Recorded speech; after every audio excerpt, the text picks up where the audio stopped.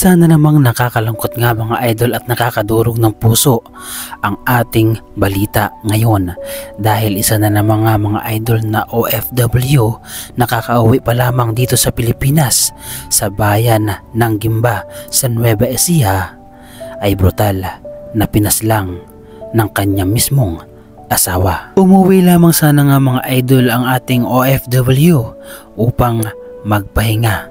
Subalit ang pahinga na inaasam-asam ay pahinga pala sa kabilang buhay. Isa na namang nakakapanlumong trahedya nga mga idol ang yumanig sa barangay Bagong Barrio, Gimba, Nueva Ecija matapos brutal na paslangin ng isang lalaki ang kanyang asawang bagong dating pa lamang mula sa Saudi Arabia.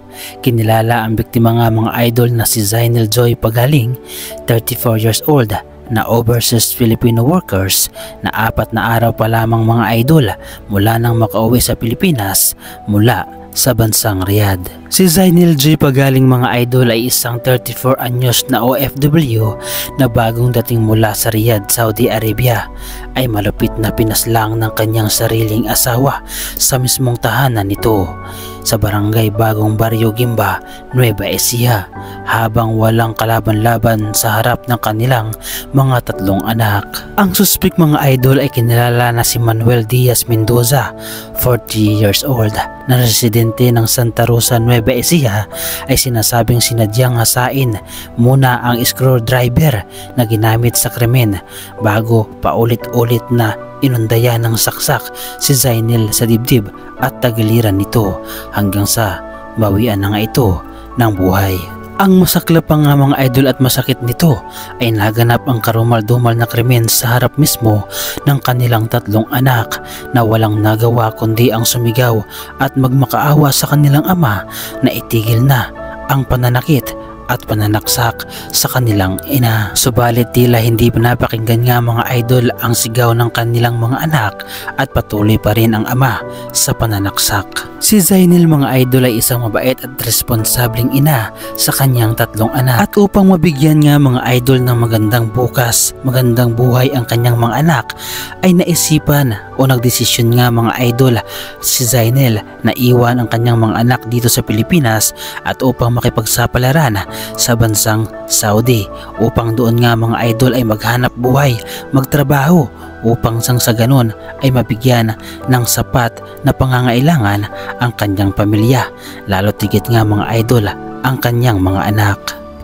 Sa mga hindi nakakaalam mga idol, si Zainel ay iniwan niya ang kanyang asawa dahil ito nga mga idol ay hinihinala na lango sa bisyo.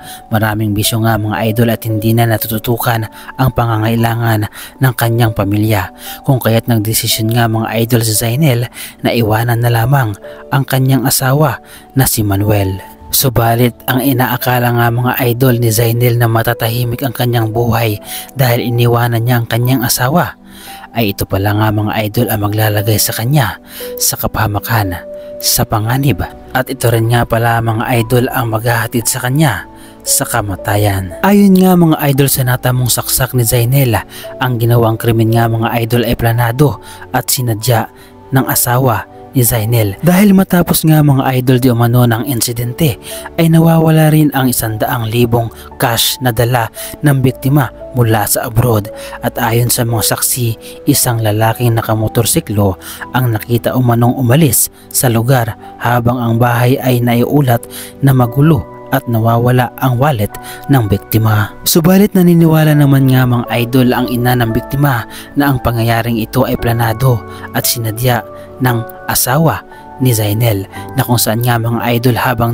nasa presento ito ay mayroon pa daw itong katawagan at tila kausap na magsasagawa ng bagay na pagnanakaw sa pera. Kaya naman nananawagan nga mga idol ng agarang hustisya ang pamilya ni Zainel na kung saan nga mga idol ay hustisya sa nangyari sa kanyang anak. At nananawagan nga mga idol ang pamilya ni Zainel ng tulong para sa mga ahensya na kung saan ay makakatulong dahil itong si Zainel nga mga idol ay galing sa ibang bansa at isang OFW ay nananawagan din nga mga idol ang pamilya lalo na sa OWA na sana ay matulungan ang malagim na sinapit ng ating OFW na si Zainel.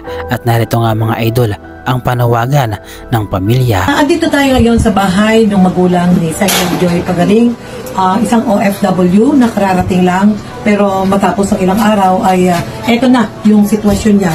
Si Zainel Joy ay nakaburol, pinaslang, pinatay ng kanyang asawa na ngayon ay nasa kulungan na.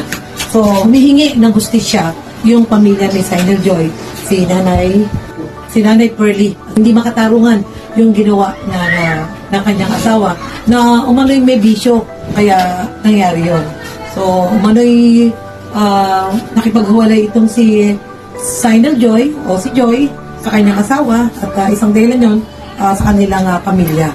So, ganito ang nangyari, pinagsasaksak ng isang matulis na bagay sa katawan. So, at kita naman natin si Zainel Joy, batang-bata pa. So, 34 years old. No? So, humihingi ng hustisya itong pamilya ni Joy Pagaling sa ginawa ng kanyang living partner na pinagsasaksak at isa pa ay yung planadong pagnanakaw ng kanyang pinatagong pera dun sa bahay nila. Nais din na humingi ng tulong sa mga kinaukulang ahensya sa Department of Migrant Workers na isang sa mga agency na nakatutok para sa mga OFW at sa iba pang agency tulad ng OWA at syempre sa ating lokal na pang. Sa panahon ngayon nga mga idol ay napakahirap na makatagpo ng isang mapagmahal na asawa.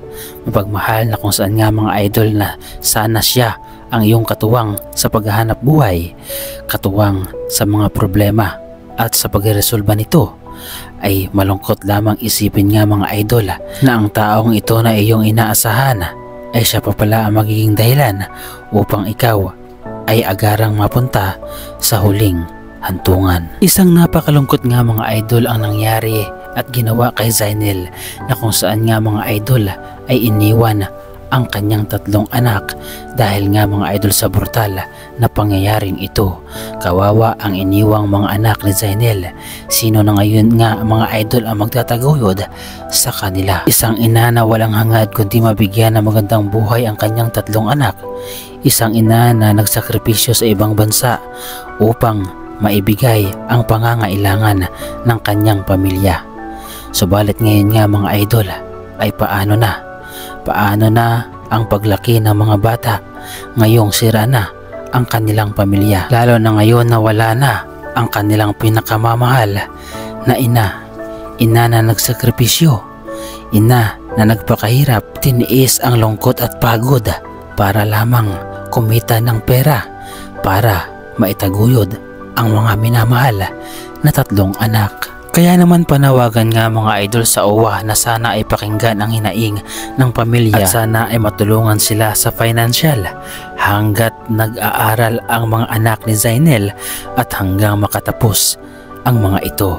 Sana ang panawagang ito ay mapakinggan ng OWA at ang pag-share ng video na ito nga mga idol ay malaking tulong upang makarating sa OWA ang mga hinaing at panawagan ng pamilya ni Zainel. Hanggang dito na lamang mga idol ang ating reaction video na ito at kung mayroon kayong mga opinion ay ibahagi mo naman yan sa ating comment section at huwag kalimutang mag-like, subscribe para sa mga bagong video na ating i-upload.